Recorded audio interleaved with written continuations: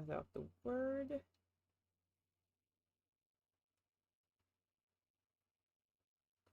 All right, welcome to the Bonnet Chronicles. I'm your host, Kalari GXC.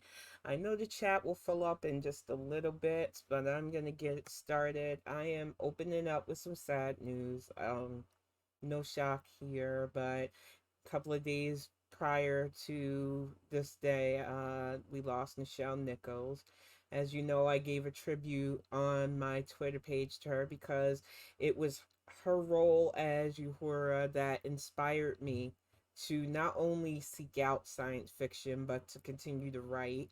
And it's always sad when we lose somebody who's iconic, but I know she's sitting with the ancestors now. So I just really wanted to say how much she meant to me, how much her work and her constant, pushing through barriers that some of us still are trying to pass through in our fields, but we still keep trying because of women like Miss Nichols. So I thank you for all the work you did and for paving the way for some of us.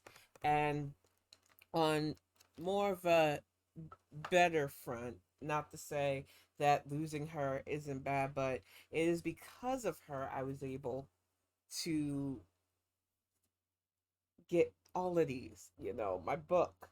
So I am so excited, y'all. I am going to be sending these out to people who gave donations first. We're still doing the Kickstarter, trying to raise enough to get a bunch out there and get the voice acting stuff done for the audiobook.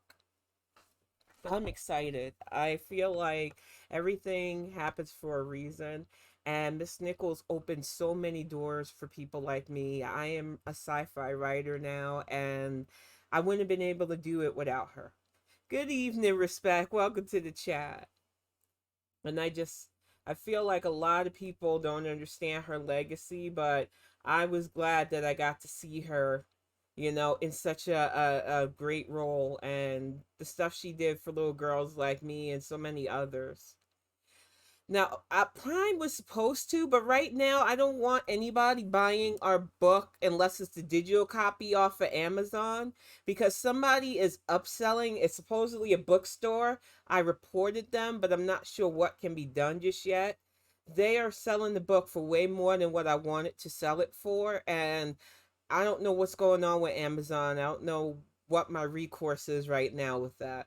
So if people need a physical book and don't want to get it off Amazon or through Barnes and Nobles, you can hit me up directly. I can try to get you an author edition copy. They're a bit cheaper, but they're still the same, well made. These are the ones I ordered with the PayPal donation, and they look almost the same as mine. The only difference is I just had my picture on the back of the first author copy, and we had to get one with mine and Greg. So the newer ones have both of our pictures on there for the readers.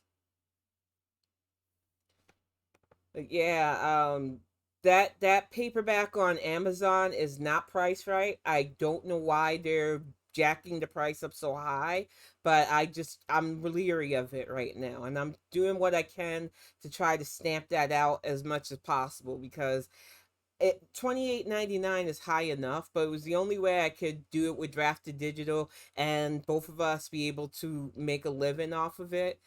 And even then, I liked it when I had it for the digital price. I figured under $10, most people can afford that. I didn't realize how much actual physical books would have to be to actually sell them. And it just chafes me that Amazon is allowing people to try to sell the book for even more than that. So, yeah. Yes, definitely DM me on Twitter. I have another shipment of books coming in a few days. So just let me know if you need one because we already bought some packages from the post office. We're going to be mailing these out, and we're going to keep trying to raise the funds to buy these books in bulk as well so that we can get them out to people without them feeling like they have to spend a whole bunch of money because that wasn't my goal. The goal is to get people to actually read the story. Thank you so much. I definitely want to. Oh, Beans, I'm definitely going to get you out one. I'm sending Tony one too because she was one of my test readers. She was one of the first test readers I had that read the whole thing through. And and it was just really nice the feedback she gave me, and it was because of her I was encouraged to keep going with this. So I'm definitely getting Tony's copy sent out soon. But we are going to get this Bonnet Chronicles started because there's a lot to talk about. And unfortunately, it's not all good. But this is stuff that we definitely have to really mention. So let me scroll up, find Not Cap's thread. And Not Cap is currently traveling, and I'm wishing him safe travels. I know he had some issues at the airport earlier. I hope he got that cleared up. But his thread is so comprehensive that I didn't want to use anything else for this Breonna Taylor story, because most of us know that Breonna was murdered. We also know that the Kentucky AG, that Daniel Coonson, as I like to call him, allowed her murderers to feel like they could get off. But these people, as I go through this thread, you're going to see why these people needed the feds to step in. And for all you do something Twitter types that were like, where's Merrick? What's Merrick Garland doing? He's doing his job, and it's not on Twitter. And it's because he's doing his job. The 4 cops involved in Breonna Taylor's freaking murder are going to stand trial. But I am so tired of people who don't understand what the AG does being loud and wrong on Twitter because you want a Law and Order episode and a perp walk of Trump. That's not going to happen. That's not what we're doing here. Adults are in the room. But this story broke my heart yesterday, and I'm telling you, I want to thank you all for putting up with me taking some time off. My mental health wasn't where it needed to be. I was dealing with imposter syndrome. I was worried that putting out this book, I wasn't sure if what I was doing was right. So I just needed time to rest, and I'm glad I did. So I'm so glad that you were patient. But yeah, it starts with this guy, Joshua James, who lied on the application for the warrant to get into Breonna's home by claiming her ex-boyfriend got his mail there. He said he verified it with the UPS, but instead was told by another officer who lied. And this is all verified by source reports, just in case people try to go, well, where's your sources? The other officer, Jonathan Mattingly, who James spoke with, said he verified the information, the USPS, but he also only heard it from another police department member. And thank you. It's good to be back. The facts show not only did Breonna break up with Jamarcus Glover 2 years prior, but Glover was already in custody at the time of the raid. Glover also said that Taylor was never involved in any way with his criminal activities. The police originally obtained a no-knock warrant for Breonna's home, but that warrant was changed before they executed it to a knock and announce. Police claim they knocked and announced themselves, but Breonna's family said they never announced they were police, which I don't believe they announced they were police either. The police report listed Miss Taylor's injuries as none, which they shot her up, even though she had been shot several times, and indicated that officers have not forced their way into the apartment. Yes, they bataranged it. So how did they not use force? 2 months after Miss Taylor's death, Joshua James and Kelly Goodlett, she looks like a Nazi, I'm not even gonna lie, met and agreed to falsely tell investigators that the sergeant told them that the packages were being sold to Miss Taylor's apartment. So they had a little conspiracy going on. And this wannabe Hitler Youth bitch decided, I'm gonna help you lie. It was a lynch in respect. From everything I'm reading on this was just a way to lynch, legally lynch somebody. Breonna and her current boyfriend, Kenneth Walker, no relation, were in bed, but got up when they heard the loud banging at the door. Walker said he and Taylor both called out asking who was at the door. Mr. Walker later told police that he feared it was the ex-boyfriend, because people just banging on your door and breaking into your house, you don't know who it is. They didn't announce they were police. Kenneth Walker, who is legally licensed to carry, grabbed his gun to protect himself and shot at the police when they barged in the apartment, thinking they were intruders, because some of them were plainclothes. Kenneth was charged with attempted murder, but that was later dismissed by a judge. The police shot Breonna 5 times. She was an EMT. They shot her 5 times. She laid there bleeding out on the floor with no medical attention as they directed the ambulance on standby to leave. Something that you're not supposed to do anyway. It's against protocol. But everything these fuckers did was against protocol. The officers were in plain clothes. They offered no aid or attempt for medical attention to Breonna as she lay there dying in Mr. Walker's arms. It is heartbreaking. Heartbreaking. But even worse is the after. Because more than a month after the shooting, Breonna Taylor's boyfriend, Jamarcus Glover, was offered a plea deal if he would lie and testify that Miss Taylor was a part of his drug dealing operations. Prosecutors said that the offer was a draft of the deal, but later removed after Glover rejected it wholeheartedly. All of the neighbors, except one, told investigators that they heard banging, but they never heard police identifying themselves, including one person that was already outside smoking a cigarette. The one witness who said they heard them say this is a cop later said they never said it. So 3 of the 4 officers were arrested. The other one didn't get arrested, but I have a feeling she's dropping a dime because she screams like somebody who will save herself. It is sad. And I can't stand that. I'm not going to read what the Kentucky AG Coon said to this because I know it was something demonstrably false. And it just drives me up a wall that this beautiful young lady is gone because of a legalized lynching. This light was snuffed out by their hate. And what drives me up a freaking wall is all these people talking about, where's Merrick? Where's our AG? He is the national AG, which means he has to go on a state-by-state basis.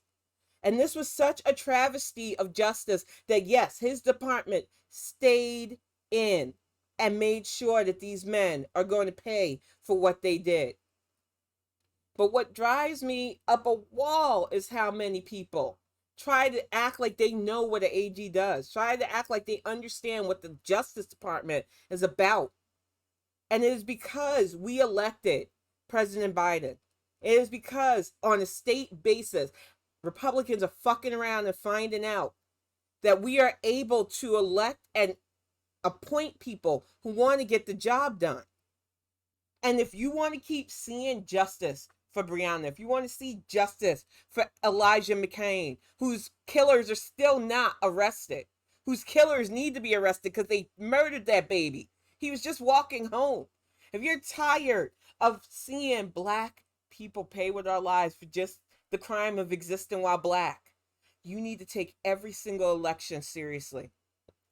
And I got tired, y'all. I'm going to be 100% honest.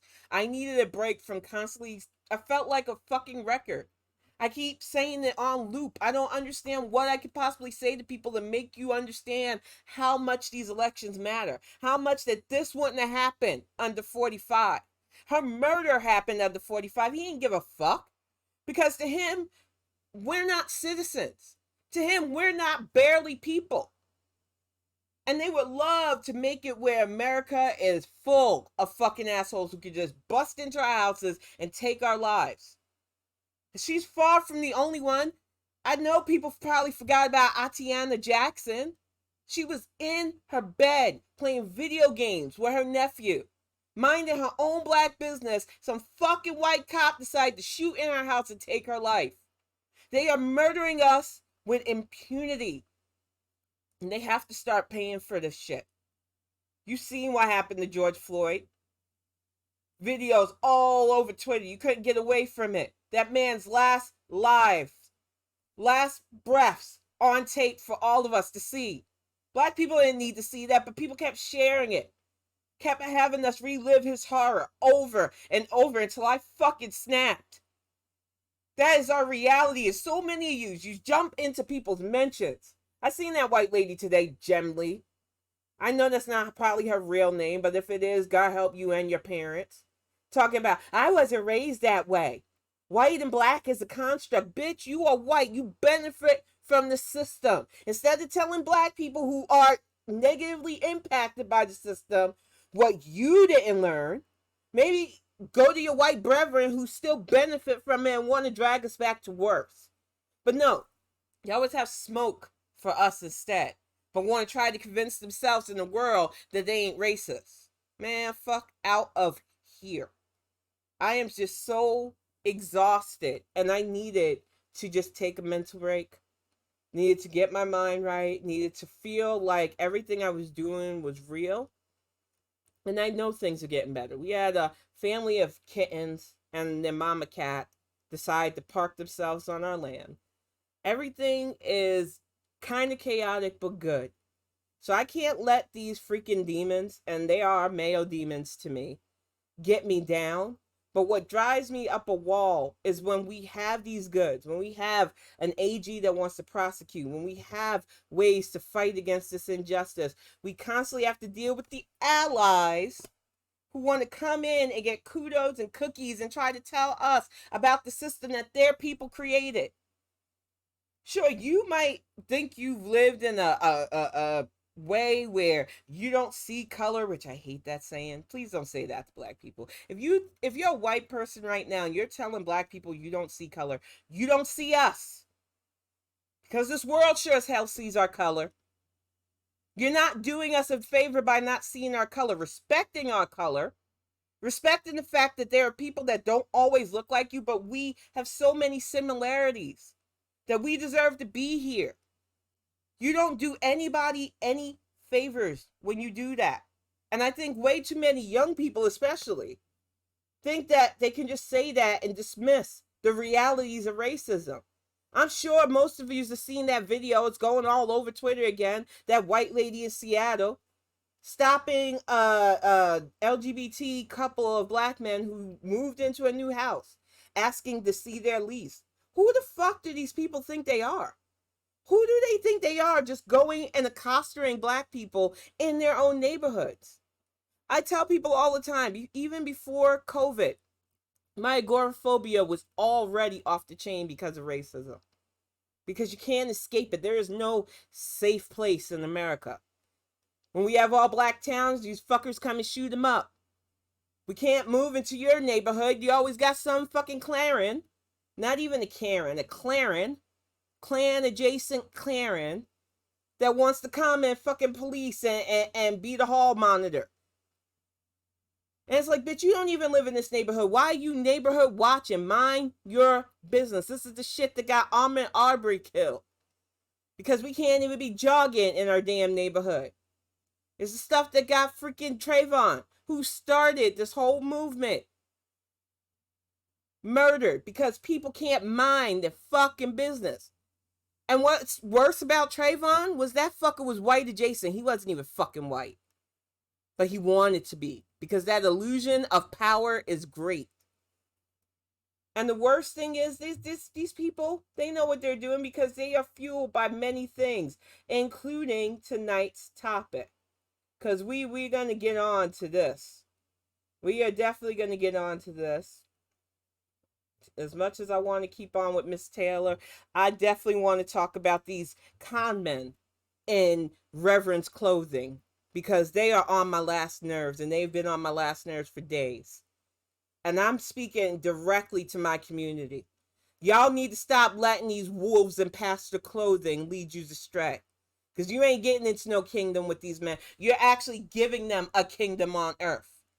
This fucker up here talking about Dems on the plantation.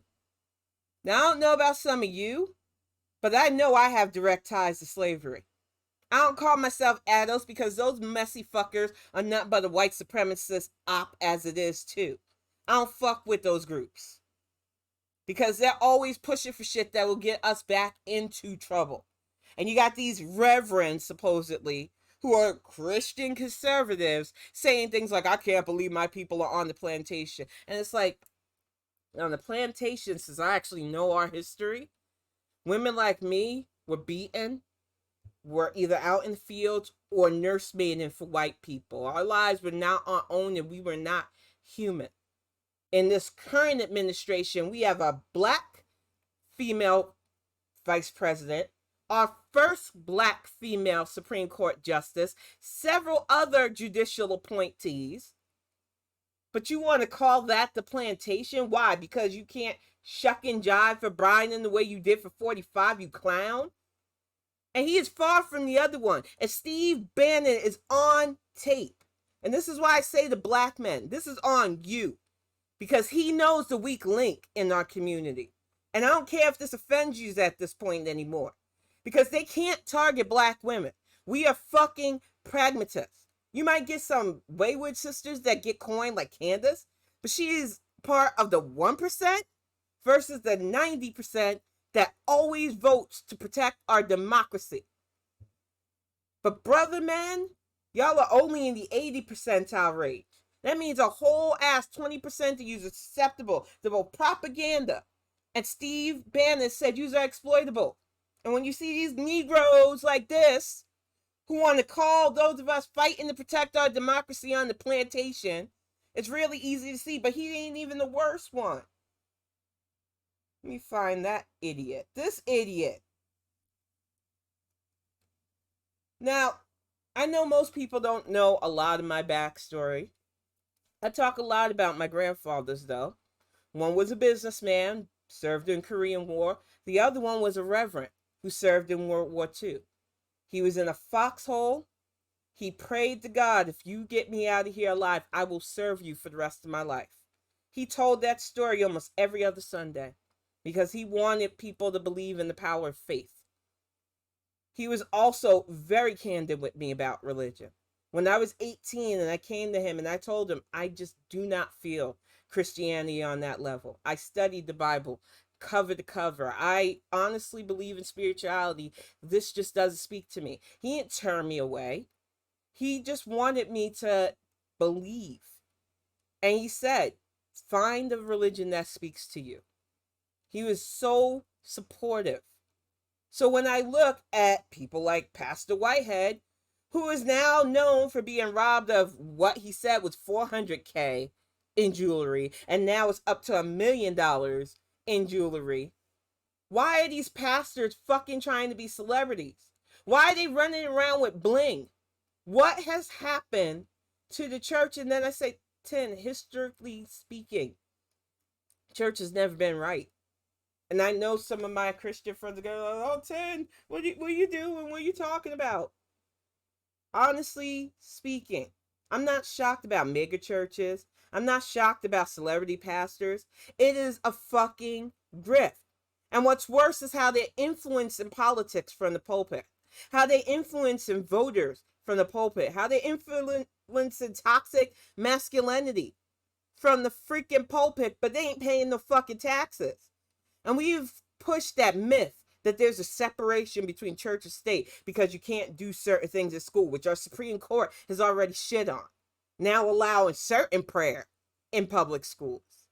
Because they never wanted a real separation of church and state, and we never really had one.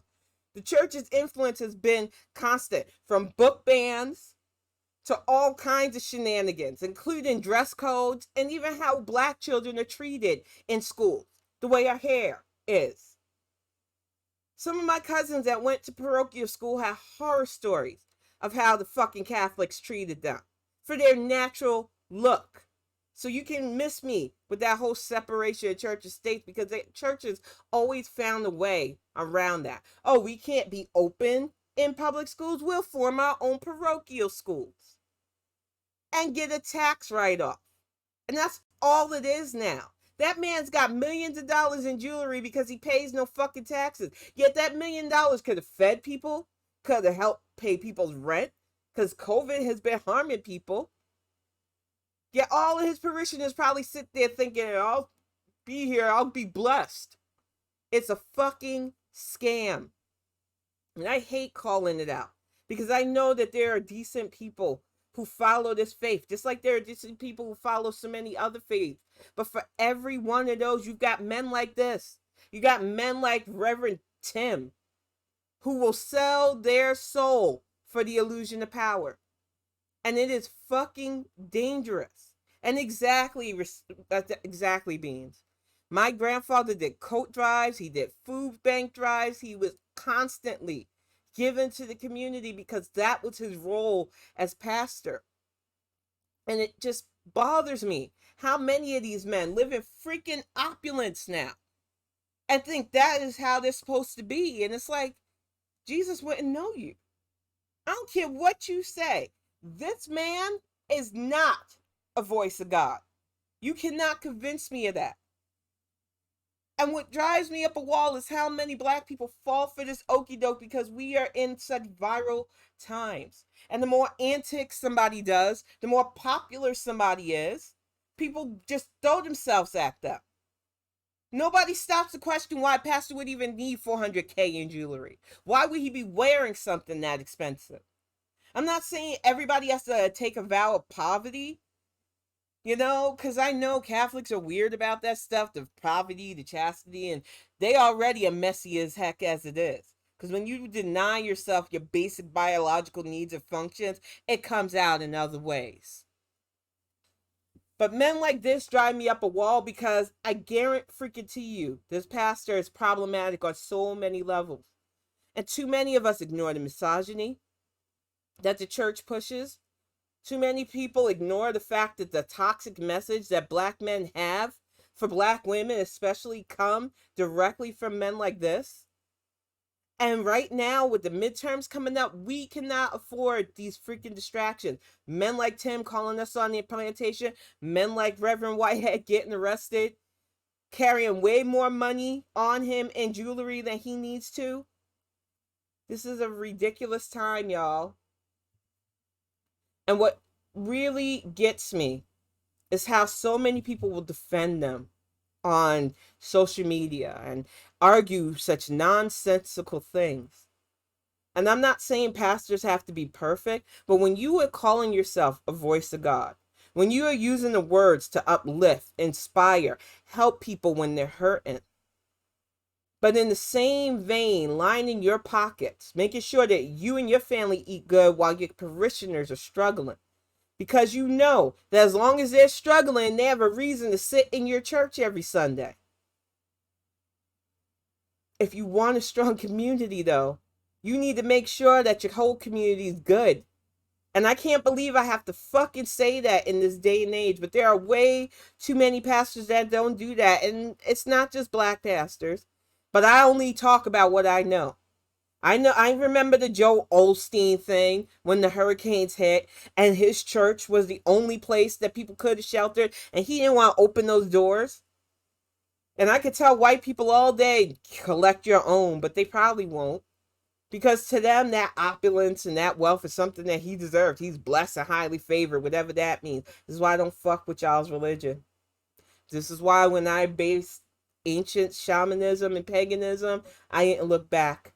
Because honestly speaking, I feel more spiritually whole.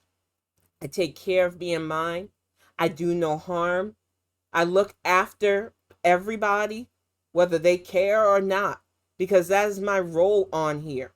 I can't play around with the hopes that what I do will get me into some afterlife. I've never given a crap about that. And I think that was the thing with the spirituality that I just couldn't gel with. And I'm sure there are plenty of people. And welcome to the chat, Terry Antico, Beans of Respect, if I didn't say it earlier. I just feel like a lot of people, they lean into faith for whatever reasons. And faith should help give you not only a sense of purpose, but be a guide. But too many people use faith as a sideshow. They use faith as a way to ingratiate themselves. They use faith as a way to influence. It's almost like Twitter. You see it all the time. Somebody blows up on Twitter, unknown especially, blows up on Twitter, gets a big ass following, and then they lose their shit because I got a big following. I can say whatever I want. It's always messy.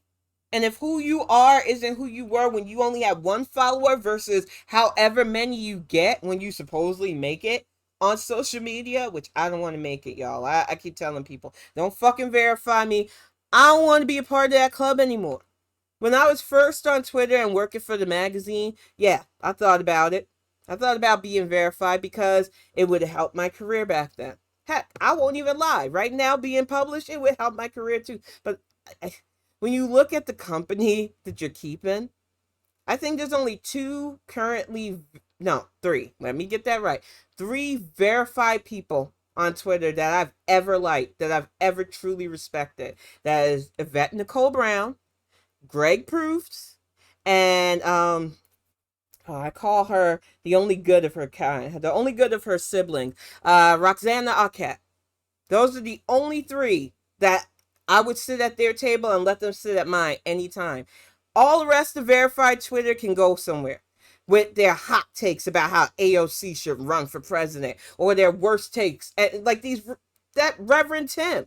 I don't even understand how he got verified. But apparently Twitter thinks the crap he says about black voters being on the plantation is worth that. I don't want to share the same space as him. And then when he invaded the Twitter spaces, which I love sitting in on Twitter spaces, there are so many talented people who gather around and we share politics and so many other things. But he bounced the moment he was pressed, because these men don't want to deal with reality. They are very factose intolerant, and they only want to push their agenda. And their agenda ain't targeting black women, because like I said, we're too pragmatic. We know the assignment, and we ain't going to be swayed by some rope-a-dope pastor. But you got black men who get this earworm from these men, who get this earworm and believe that somehow our leadership threatens them. And you need to stop, because when we are elevated, we bring everybody up with us. And I can't believe I have to continue to keep saying that. You think that the Biden-Harris administration leaves people behind when all of their appointments have been historic in several different fields. We had our first Native American appointment to the Secretary of the Interior. This country is over 400 years old, and we're still doing first. And it's this administration that are doing most of the first. So I don't want to hear anything from some dusty ass hotep about what this president and vice president's doing. And yeah, I seen that Bootsy video. Y'all need to stop sharing his shit. He ain't funny anyway. I don't even understand why Bootsy's a thing. But what drives me up a wall is him asking about where's VP Harris with Britney Grimer, as if this is some easy, non-complex system. And what drives me up a wall about what's going on with Britney is everybody has a right to their opinion. I've heard people say, why was she there in the first place? And I've heard people credibly answer back, we don't pay WNBA stars enough. They love the game, yet they're barely respected. And I get the argument that her as a black LGBT woman going to Russia was a risk. But when your own fucking country doesn't respect what you do, you go where the fucking money is. Y'all ain't coming out of pocket to pay these athletes. And they are hardly the first. I talked about it before, how our women's soccer team, who are 4-time World Cup winners, are the lowest paid in our league because men who never even won a fucking World Cup, barely qualified, play harder, according to FIFA. It's bullshit. Women are constantly devalued, disrespected, but we keep our hustle when we love what we want to do. And Britney loved basketball. And her story is complex. It is not going to be an easy solution, but nobody's forgotten about her. And those ashy motherfuckers are running around with that narrative because she got 9 years. We are lucky that's all she got. Putin is using her as a bargaining chip. You forget that he literally waged war in the Ukraine. He's committing human atrocities. He needs whatever he can to bargain his way out when he's up for human rights violations. And unfortunately, at the time, Britney went over there. I can't argue with those in the LGBTQ community who want to say she took too big of a risk. But I can say that when your country doesn't want to pay you what you're worth, sometimes you got to go where that money is. It is a complex situation. And I'm just so tired of people ignoring those nuances. Some of these men who could barely fucking make a free throw in the NBA make twice, if not 3 times, as much as a WNBA salary. Yet these women play hard and love the game. They're just disrespected because of their gender. And I long for a day where we start respecting WNBA players as much as we respect some of the so-called greats. I know plenty of them Kareem Abdul-Jabbar, Michael Jordan, Scottie Pippen, so many male names. But my auntie was one of the first women to break 1,000 points in basketball. But it came at a time before there was a WNBA. So she could only play in high school and college. She couldn't live that dream. And it shattered her. And she was probably one of many young girls who just wanted to play the game that they love, but didn't have those avenues. And even now, with those avenues, is still hit with the misogyny of it all. So you can have your opinion about Britney shouldn't have gone to Russia. I can't stop people who really feel strongly about that. But I can say that if she was making the kind of salary she deserved here in her own damn country, she wouldn't need to have to go over there. And the fucking charges they got her on was fucking bogus, and we all know it. But it is on our State Department now to handle this. Because I know some of you skipped civics and government. I know some of you didn't listen and think that the president is a monarchist that can just make laws and dictate and just wave a magic wand. But stuff like this requires negotiation. They require heads of state to work with a fucking literal despot to get her back. It is going to take time. And ain't nobody forgot about fucking Britney. But some of yous really want to push that narrative because you're trying to ding this administration for everything. And I'm sorry, it's not going to work. Jobs are up. The recession, as people were crying about, is not a thing. Things are happening for so many Americans. And while, yes, we still have the looming threat of both monkeypox, COVID, and because of anti-vaxxers, polio, and other diseases that we almost nearly eradicated here in this country are making a nasty playback. But on a national front, we are pushing back against the GOP agenda. And I don't think they thought we had this fight in us. I think they thought 45 eroded our morality. I think they really thought we were too worn out from it. But they are fucking around and finding out. I've seen those tweets from DeSantis offering teachers money because teachers are fed up. They're tired of risking being shot. They're tired of risking COVID. Just like our healthcare workers, people are fucking tired of dealing with their fellow Americans who are selfish, entitled, and don't want to do the things to protect themselves.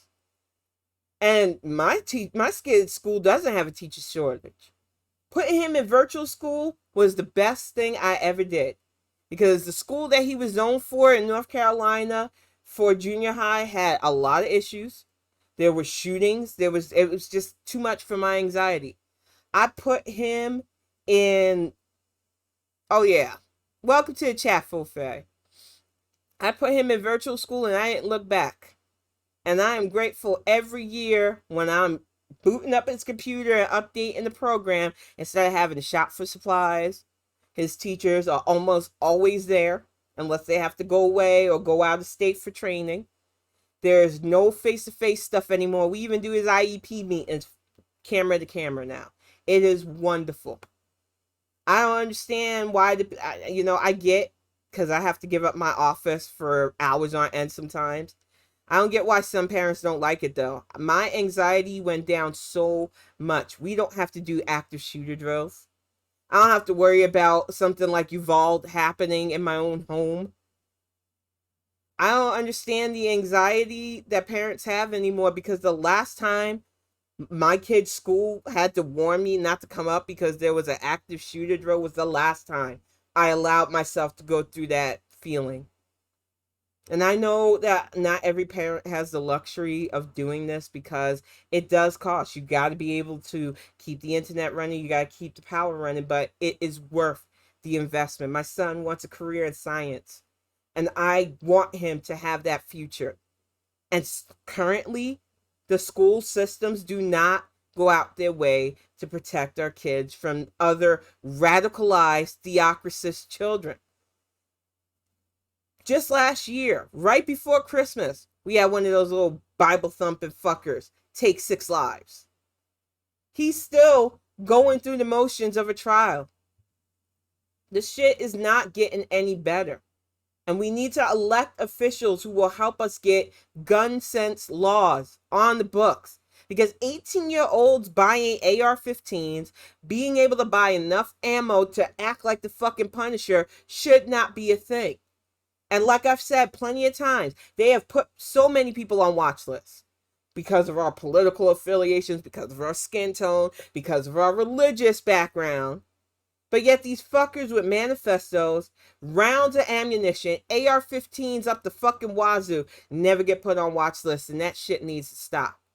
They've been lamenting some 18-year-old good kid that got murdered here in Detroit. And the only reason why the news keeps running with his death is because he was a white boy that had an AR-15 that he's probably trying to sell and got his ass murdered.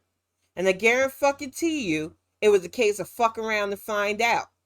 I don't normally like speaking ill of the dead, but the moment I heard that this was a young 18-year-old guy running around with an assault rifle, any sympathy I felt for his death was gone.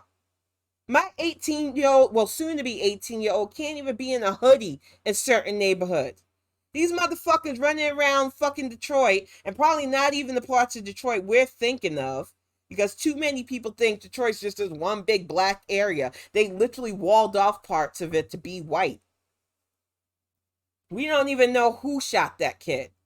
But yet the news want to make him a poster boy of tragedy. I'm tired of it. Our kids are murdered within fucking impunity from the police. This idiot fucked around and found out, and you can't tell me differently. It's enraging. And they always go with the same stories, whether they're killers or victims. Oh, he was innocent. He was such a good kid. So is Tamir. So is Ayanna. So is Trayvon. But we got called thugs, right? 8-year-old sleeping on the fucking couch with her grandmother. Her only crime was being in a house that the police decided to no-knock raid, just like Brianna. I'm tired of hearing about these fucking little thugs with AR-15s fucking around, finding out and dying, and being equated to being good kids. I want to feel sorry for his family, but I've watched too many black families bury kids unnecessarily. And if your kid's running around with an AR-15, I can't. He should have protected himself. Fucking Kyle Rittenhouse fucking trending. He's another one. I hate that they try to make him seem innocent. He's literally taped himself fake crying. Everything about that young man just screams of evil. And if you don't think he's going to do that shit again, if karma doesn't get him first, because I'm a witch, I don't play around with that. For real though, y'all, it has just been really exhausting following that story because the details don't add up. Why the fuck did he need an AR-15 to supposedly go to a party after he graduated? The news tends to play these games a lot too. Oh, he was just an innocent boy. Then why do you need an AR-15? Oh, he was going to go into the military. They give you your own weapon there. No, try again. They want to downplay how many of these young white kids are literally indoctrinated and radicalized in their own freaking homes. And it's exhausting. It's tiring. And I agree, Bean. Nobody needs an AR-15. I say that as a fucking military brat. I make Greg laugh because sometimes I have flashbacks of it. One of the things that my family, they still go to the gun range in New York, those that are licensed carriers. But one of the things that I was taught by one of my grandfathers as a girl was how to handle a gun. And one of the things he told me from the get that this is not a toy. When you put one of these in your hands, you are using it to kill people. It is not just to wound somebody. It is not a plaything. It's not like you see in the movies. You will more than likely kill somebody if you use this weapon. Do not use it as a toy. And I'm grateful for that. And I do not understand these parents that give their kids these literal murder weapons or allow them to buy them at 18. If kiddo came to me today and said, on my 18th birthday, I want to buy a gun. A, no. B, if you do, I hope you have your own apartment to live in to own that. But my kid isn't raised like that anyway. He doesn't even know what a gun feels like. And When we lived in the South, it was offered. Some of my friends go hunting. They wanted to take him. But I did not want my kid to be raised by that culture anymore. I knew what that was like. And I'm grateful for the training, but I'm tired of passing down those violent tendencies. My kid knows how to fight in other ways, and that's enough for me. I don't need him to know how to use a weapon like that. I don't think if he wants to, when he's an adult, learn the proper way, that's fine. But I don't understand people that think, oh, my 18-year-old's mature enough. No, they're fucking not. I say this as somebody who got through 18. I'm lucky to be alive. I think most Gen Xers can literally legally say that. We did some stupid shit as kids. And if you're a Gen Xer and try to say you didn't, you're a liar. We all know that we were just lucky that we didn't have the internet or ways to fucking document some of the dumb stuff we did because we didn't think life mattered. We thought we were invincible. Hanging out late at night, jumping off things, riding on the tops of roofs and shit, doing stupid kid stuff. Yeah, all of a sudden at 18, the world tells you, oh, you're an adult now. You're old enough to vote. You're old enough to smoke. You're old enough to serve. And it's confusion because, of course, your parents are still treating you like a kid. You're full of fucking angst. You think you know the fucking world, but you haven't even really left your doorstep. And yet, if you're a young white male full of all of that, you're still allowed the ability to go into a gun shop, buy a weapon that you really shouldn't have, and take out all that anger and aggression on people. People at Top Supermarket who are just minding their own black business. The children of Uvalde, the children of Parkland, the children of Sandy Hook. So many others that when I did the research a few Bonnet Chronicles ago for school shootings, I had to stop because it was going to break down. Because since early in America's inception, we have had violence in our schools. And we have had awful school shootings since early as the 1970s even. It is a fucking mess. And it broke my heart because I understand now. People want to say, oh, this started after Columbine. And it's like, there were two really disgusting school shootings in California right back to back in the 80s. So no, hun. This happened way before Columbine. This is an American problem too. Because while other countries might have had their issues with people with severe issues attacking students, it was never as brutal as what we have on a daily basis here in America. And we have to be the front against this. We have so many great groups like Moms Demand Action, but we all need to make sure that our ballots cast. My primary ballot was cast. I voted down the line for my state Dems. I did my research on Ballotpedia so that I could vote for a proper judicial official, because that's important too. If we want to see cops held accountable when they pull these acts, whether it's legalized lynching or any racist stunts, if we want to see these people who tried to kidnap our governor back, we have to elect people that want to do their jobs. And right now, the Michigan GOP are trying to pull out every stop. But unfortunately for them, all of the people that won their primary are Trump wackadoos. Tudor fucking Dixon. Even her name sounds racist. Who the fuck names their kid Tudor? And she looks like a fucking mesh between Bobbert, Green, and it's like they get cloned in like a Fox News factory at this point. And everything she says in her attack ads, because YouTube plays her attack ads way too much for me, is false, demonstrably false about this economy and Governor Whitmer, and she's gonna lose so badly it's not even funny. And the Republican Party is trying so hard to wash the Trump taint off of them. So hard to try to push Liz Cheney as their great white hope. And y'all ain't getting away from that. Because every time we try to do an act to help the American people, the GOP fall in the line to fuck us over. Even good old Liz. So no, I won't be calling her Madam President. Not as long as there's a breath in my body. And there is no vamping or getting the Trump stench off the GOP. You will always be the party of Trump. Y'all need to just stop whatever this, oh, we're going to try the smokes and mirrors thing. The economy's up, jobs are up. We got hit pieces already talking about, well, is the economy going too up? There's no satisfying the trust fund journalists. So y'all need to protect your peace. I know it seems like fun arguing with Walker Bragman, or live action Millhouse as I like to call him. I know that some of you get your jollies, but you just need to take that shit in stride. You just need to stop sharing their shit on your timeline. Subtweets are the best. I piss off the left so much with them. Because I don't got to highlight this shit. I don't got to share this shit on my timeline. I can call out the dumb fuckery and not elevate them, and it drives them up a wall. A lot of them just stop fucking with me because of it. Because they realize she ain't taking the bait. Oh, they targeted me hard for years. They tried it with their Bernie bullshit. But the moment I see them, they get cut.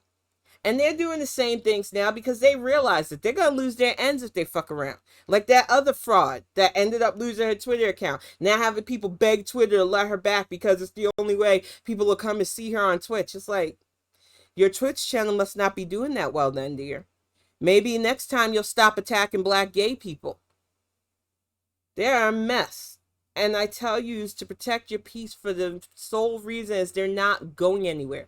Despite all the losses, despite the fact that they don't turn out to vote, the only thing they have is Twitter trolling. So you can get the satisfaction of clapping back at them without amplifying them. You can get the satisfaction of muting them, and I get it all the time. There is one that he just cannot let go. I don't see anything he tweets. I know he's there. I can feel it in my soul which one it is, but I could be wrong because there were so many of them.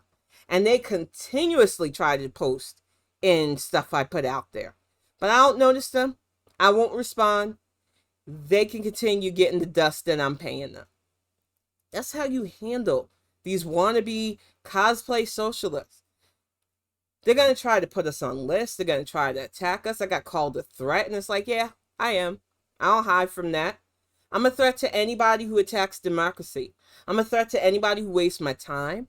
I'm a threat to anybody who wants to push their fake socialist agenda over the democracy that will keep all of us safe, that impedes elections, who push people who either meme their way in the Congress and ignore people who put their heads down and get to work. I can't afford to waste my time and energy with these kids. They can stay at the kiddie table of politics while the rest of us adults do what we got to do. We cannot keep wasting our energy. They will exhaust us. And that is a part of why I had to take a break, because it gets exhausting. You got people who, they have no care who leads because they think they'll be safe anyway. Despite the death toll that happened under 45. Despite every day being another what the fuck are we going to get into now under 45. They thought, well, my mommy and daddy own stuff, so I'll be all right. We cannot leave things in the hands of these people who have never, ever dealt with reality, who can't stand disappointment, who don't understand incremental steps or pragmatism. The people who look at people like me who fight hard because we know what it was like to not be humans. I can't afford to waste my energy with these people. The people that, oh, racism is a construct. To bring it back to that idiot, because that really sat in my craw before I started this. Because she really thought she was being profound. And there are way too many white women, especially right now, pulling that shit. And if this is you, you need to stop it. Because you cannot tell a black person in this day and age that, oh, you're not black. And you should tell the cops that you're not black and see if that works out. Because our black asses will be fucking lynched and you know it. You don't want the system to look down on you anymore. You see how the system isn't really a benefit.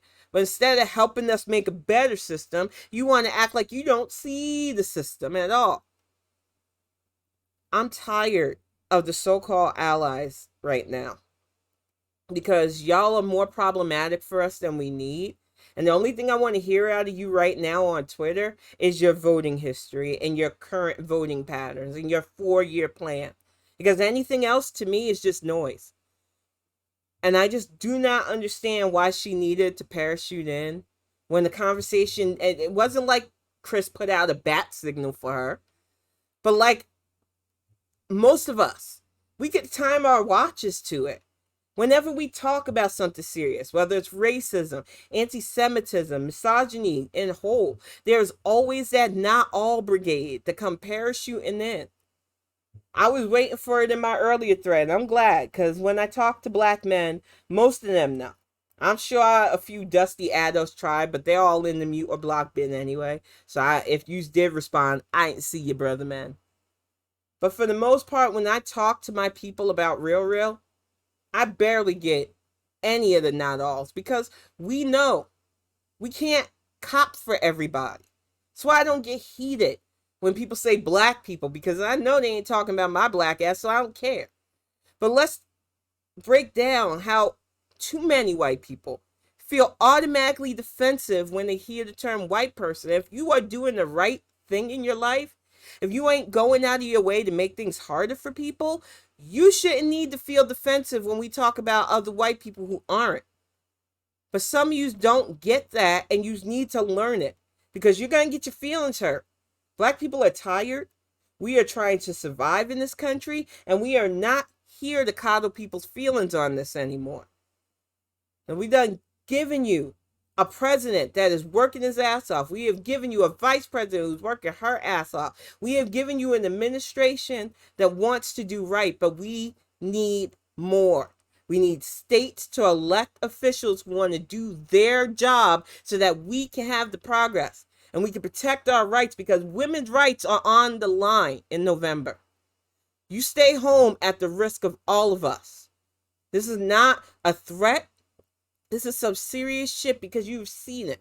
The moment the SCOTUS dropped Roe versus Wade, how many states kicked into action? And this doesn't just affect people who have children. Medicine has been fucking touch and go because of this. People like me who have to get an IUD to shrink my fibroids on a fucking waiting list because of this nonsense. It has been a mess. And it's a mess that didn't have to be. But too many of you stay home when we need you. And I don't want to hear shit about Mansion and Cinema because they did their job this week. Y'all need to elect more senators so they can't even try any more antics, even if they wanted to. Stop inventing them boogeymans and give us a solid dem majority. Then you can complain. Then you can be all the contrarians you want. But until we have an actual solid majority in our Senate, we are still up against assholes in Florida, assholes in Alabama, assholes in Texas, assholes in Georgia, and even some assholes here, because even though we have a Democratic governor, even though my little small section in Michigan has a Democratic rep, there are plenty of Republican holds here. And they are itching. They are fiending to get their hands on the state's revenue, especially since pot is legal. They want to run us into the ground, and we have to be the front to stop them. There's no such thing as a safe blue state. Every state is pretty much purple here. And we cannot afford to sleep on this because anything could tip us into chaos. We seen how narrowly close DeSantis was. And believe me, he ain't about cheating to keep that hold he has on Florida. We seen how Kent was literally the freaking Secretary of State. He was over elections. He should have recused himself, and he didn't, and that's how he grabbed the governorship. We've got to turn out in ways that their cheating ass ways cannot stop. And it is on us Democrats. And you shouldn't need a stronger message than the last few years. We cannot go back to the times of 45. And we sure as hell cannot trust the SCOTUS that most him and Bush appointed. We need Democrats. And we need Democratic voters to do their part. No more can't somebody else do it. That mentality has been nothing but trouble. That mentality is why we'll probably never see a far left president, because they love to try to goad us into voting for their dream person. But if you're not going to back them, we're definitely not. I need Democrats, pragmatic Democrats, to do your part and go beyond if you can. I know right now with all the disease floating around that canvassing is way too dangerous. But there is text banking. If phone banking gives you anxiety, which I personally understand, text bank. Use your platform to spread information about races. Use your platform to highlight candidates you're backing. You might not think that this helps, but it really does. There's a reason why my DMs are full of candidates right now. And sorry, y'all, I ignore you all. Unless I know you point blank well enough, you can't just slide into my DMs and say, hey, I'm running for this. Endorse me. I need to study you first, sister girl. The only person that's been allowed to do that is Val Demings, and I wholeheartedly support her. And I really hope Florida gets it right and elects her over Rubio. But everybody else, I need time. There is plenty of time. I'll be back on Tuesday, hopefully, after I do some more research.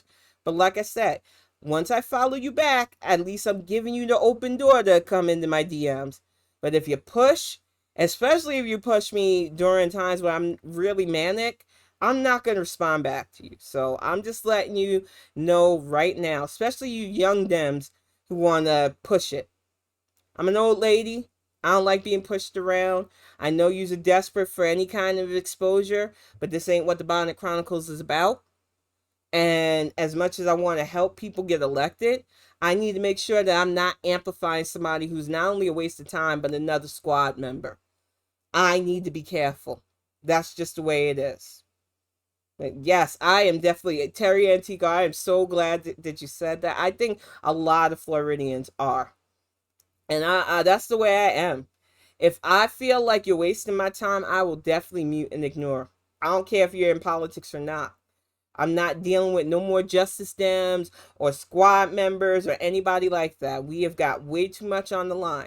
And even some of the squad members, Ilham Omar is like, I don't want to get involved with this shitting on the president stuff. She sees the writing on the wall. She don't want to lose her seat. So y'all need to be wary. Be careful and guard your patience. But I'm going to get ready to wrap this up. Go make dinner for Greg and I. Thank you all for sitting in. Thank you all for being patient with me. I just really needed that mental health break. I was just so exhausted. I think everything got to me all at once. Writing is my love. But I was really scared that putting my story out there, nobody would want this. And I was being silly. People want this book. People really want it. And now I'm able to order physical copies and get them out to people. So I am really excited about this. And I thank all of you because with your support, I've been able to do this and go beyond. And I will be back on Tuesday with an all new Bonnet Chronicles. I'll be back on Sunday technically, but that's D&D and I barely pay attention to anything but the game. I know I'm an awful game streamer. I've already said that to people. But I will be back for Face to Face Bonnet Chronicles on Tuesday. Love you too. And thank y'all so much for being supportive. I really, really appreciate y'all. I knew you would understand, but I did want to apologize for just dipping out the last couple of days. I just mentally I was depleted. And I knew I was like, if I push myself, I am going to have a nervous breakdown. It ain't worth it. I know they would rather me rest. And I'm all about protecting your mental health. That's why I tell people all the time, take them breaks. Take time, listen to good music, get some good food, do what you can to rejuvenate your soul. Social media is going to be here. I could take a few days away. I think it's constantly necessary for our mental health. But I'm going to get ready to wrap this up. Thank you all so much. Make sure you DM me if you want a copy of the book. We got another shipment coming in soon. I definitely will get them out as soon as possible. I'm excited about this. We do have a Kickstarter as well. We're trying to raise 10K. I know it's hard. I know the economy is a bit better, but people don't want to just come out of pocket. But anybody can reshare that Kickstarter. We have donations as low as $1. Anything helps. We're trying to make the story more accessible, get stuff out there so that people who can't get the book physically can have access to it. So every little bit helps. But I'm going to wrap this up. I will definitely put the link in Twitter and retweet it as well. I really appreciate you all, but I am starting to get hunger cramps, so I'm going to get ready to wrap this up. I will see you all on Tuesday.